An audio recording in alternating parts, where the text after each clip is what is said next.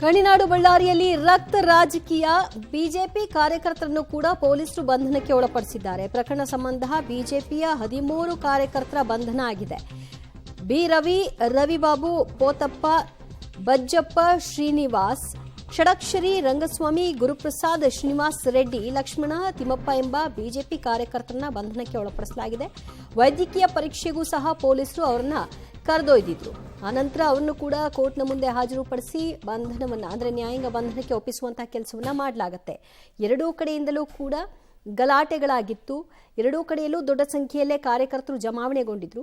ಅದರಲ್ಲಿ ಕೆಲವರು ಕಲ್ಲು ತೂರಾಟ ನಡೆಸಿದ್ದು, ಹಲ್ಲೆ ನಡೆಸಿದ್ದು ಕನ್ಫರ್ಮ್ ಆಗಿರೋ ಹಿನ್ನೆಲೆಯಲ್ಲಿ ಮತ್ತು ಆ ಸ್ಪಾಟ್ನಲ್ಲಿ ಅವರಿದ್ದದನ್ನ ಕನ್ಫರ್ಮ್ ಮಾಡಿಕೊಂಡಿರೋ ಹಿನ್ನೆಲೆಯಲ್ಲಿ ಬಂಧನ ಮಾಡಲಾಗಿದೆ. ಬಳ್ಳಾರಿಯಲ್ಲಿ ಬ್ಯಾನರ್ ವಿಚಾರಕ್ಕೆ ಎದ್ದಂತಹ ಗಲಾಟೆ ಈ ಹಂತಕ್ಕೆ ಬಂದು ನಿಂತಿದೆ. ಇಲ್ಲಿಯವರೆಗೂ ಯಾರನ್ನೂ ಕೂಡ ಬಂಧನಕ್ಕೆ ಒಳಪಡಿಸಿರಲಿಲ್ಲ. ಕೇವಲ ವಿಚಾರಣೆಯನ್ನ ಮಾಡಿ ಬಿಟ್ಟು ಕಳಿಸುವ ಕೆಲಸಗಳನ್ನಷ್ಟೇ ಮಾಡಲಾಗಿತ್ತು.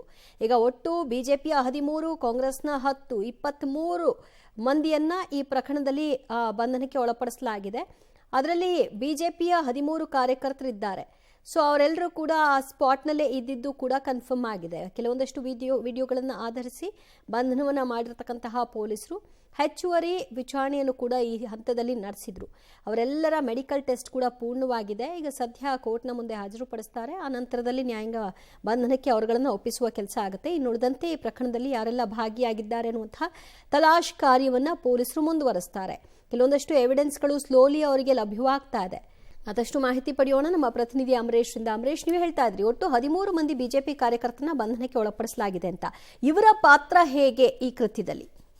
ದಿವ್ಯ ಜ್ಯೋತಿ, ಎಲ್ಲವನ್ನೂ ಕೂಡ ಡಿಜಿಟಲ್ ಎವಿಡೆನ್ಸ್ಗಳನ್ನು ಕ್ರೋಢೀಕರಿಸಿಕೊಂಡೇ ಇದೀಗ ಪೊಲೀಸರು ಎಲ್ಲರನ್ನೂ ಕೂಡ ಬಂಧಿಸಿರುವಂಥದ್ದು. ಈಗಾಗಲೇ ಪೊಲೀಸರು ಕೂಡ ಬಿಜೆಪಿ ಬೆಂಬಲಿತ 13 ಜನ ಕಾರ್ಯಕರ್ತರು ಗಲಾಟೆಯಲ್ಲಿ ಏನು ಭಾಗಿದ್ರು ಅವರನ್ನು ಕೂಡ ಈಗಾಗಲೇ ಮೆಡಿಕಲ್ ಟೆಸ್ಟ್ಗೆ ಕರ್ಕೊಂಡು ಹೋಗ್ತಾ ಇದ್ರು. ಒಟ್ಟು 13 ಜನರು ಯಾರ್ಯಾರು ಗಲಾಟೆಯಲ್ಲಿ ಭಾಗಿಯಾಗಿದ್ರು ಅವರೆಲ್ಲರನ್ನು ಕೂಡ ಈಗ ಪೊಲೀಸರು ವೆಹಿಕಲ್ DR ವೆಹಿಕಲ್ ಎಲ್ಲ ಹಾಕೊಂಡು ಅವರೆಲ್ಲರೂ ಕೂಡ ಈಗ ವಿಮ್ಸ್ ಆಸ್ಪತ್ರೆಗೆ ಕರ್ಕೊಂಡು ಹೋಗ್ತಾ ಇದ್ದಾರೆ. ಅಂದ್ರೆ ಈಗಾಗಲೇ ಸ್ಟೇಷನ್ ಅಲ್ಲಿ ಮಾಡಬೇಕಾಗಿದ್ದಂತ ಎಲ್ಲಾ ಆರಂಭಿಕ ಪ್ರಕ್ರಿಯೆಗಳೆಲ್ಲವೂ ಕೂಡ ಇದೀಗ ಕಂಪ್ಲೀಟ್ ಆಗಿರುವಂತದ್ದು. ಹೀಗಾಗಿ ಅವರೆಲ್ಲರೂ ಕೂಡ ಇದೀಗ ಮೆಡಿಕಲ್ ಟೆಸ್ಟ್ಗೆ ಕರ್ಕೊಂಡು ಹೋಗ್ತಾ ಇದ್ದಾರೆ. ಆರಂಭದಲ್ಲಿ ಕಾಂಗ್ರೆಸ್ ಬೆಂಬಲಿತರ ಒಂದು ಗುಂಪನ್ನ ಕರ್ಕೊಂಡು ಹೋಗಿದ್ರು, ಮತ್ತೆ ಇದೀಗ ಬಿಜೆಪಿ ಬೆಂಬಲಿತರ ಗುಂಪು, ಮತ್ತೊಂದು ಕಡೆಗೆ ಇನ್ನೂ ಕೂಡ ಸತೀಶ್ ರೆಡ್ಡಿ ಅವರ ಗನ್ಮ್ಯಾನ್ಗಳು ಇನ್ನು ಬ್ರೂಸ್ಪೇಟೆ ಪೊಲೀಸ್ ಸ್ಟೇಷನ್ ಅಲ್ಲೇ ಇದ್ದಾರೆ. ಅವರನ್ನು ಕೂಡ ಈಗಾಗಲೇ ಬಂಧಿಸಿದ್ದಾರೆ. ಅವರನ್ನು ಕೂಡ ಮೆಡಿಕಲ್ ಟೆಸ್ಟ್ಗೆ ಕರ್ಕೊಂಡು ಹೋಗಿ ನ್ಯಾಯಾಧೀಶರ ಮುಂದೆ ಏಕಕಾಲಕ್ಕೆ ಎಲ್ಲರನ್ನೂ ಕೂಡ ಪ್ರೊಡ್ಯೂಸ್ ಮಾಡೋದ್ರ ಮೂಲಕ ನಂತರದಲ್ಲಿ ಅವರೆಲ್ಲರೂ ಕೂಡ ನ್ಯಾಯಾಂಗ ಬಂಧನಕ್ಕೆ ಒಪ್ಪಿಸಲಾಗುತ್ತೆ. ಹೀಗಾಗಿ ಕೊನೆಯ ಹಂತದ ಸಿದ್ಧತೆಗಳೆಲ್ಲವೂ ಕೂಡ ಮುಕ್ತಾಯ ಆಗಿದೆ. ಎಲ್ಲರನ್ನೂ ಏಕಕಾಲಕ್ಕೆ ನ್ಯಾಯಾಧೀಶರ ಮುಂದೆ ಹಾಜರುಪಡಿಸಲಿಕ್ಕೆ ಪೊಲೀಸರು ಕೂಡ ಬೇಕಾಗಿರುವಂತಹ ಎಲ್ಲ ಸಿದ್ಧತೆಗಳನ್ನ ಮಾಡ್ಕೊಂಡಿದ್ದಾರೆ. ಒಟ್ಟಾರೆಯಾಗಿ ಪ್ರಕರಣಕ್ಕೆ ಸಂಬಂಧಪಟ್ಟಂತೆ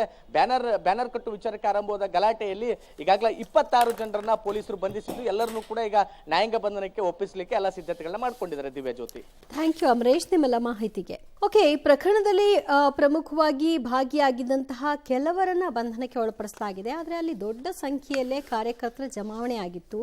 ಆ ಪೈಕಿ ಆಟೋದಲ್ಲಿ ಬಾಟಲ್ಗಳನ್ನ ಹೊತ್ತು ತಂದವರು ಯಾರು ಮತ್ತು ಫೈರಿಂಗ್ ಅನ್ನ ನಡೆಸಿದವರು ಯಾರು ಇತ್ಯಾದಿ ಪ್ರತಿಯೊಂದಕ್ಕೂ ಎವಿಡೆನ್ಸ್ಗಳು ಬೇಕಾಗುತ್ತೆ.